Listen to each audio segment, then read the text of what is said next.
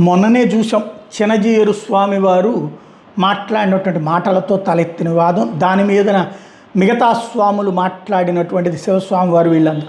ఇప్పుడు మరొక స్వాముల మధ్య సమరం.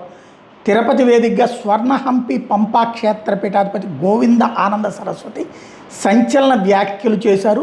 హనుమంతుడి జన్మస్థలం కర్ణాటకలోని కిష్కింద మాత్రమేనని, తిరుమల అంజనాద్రి అని చెప్పడానికి టీటీడీ దగ్గర ఆధారాలు లేవని ఆయన చెప్పుకొచ్చారు. శృంగేరి ఉత్తరాధికారి విధుశేఖర్కి సంబంధించి కూడా ఆయన కీలక వ్యాఖ్యలు చేశారు. అది ఆయన మీదన డూప్లికేట్ అంటూ ఆరోపణలు చేయడం అన్నటువంటిది సంచలనం సృష్టిస్తోంది.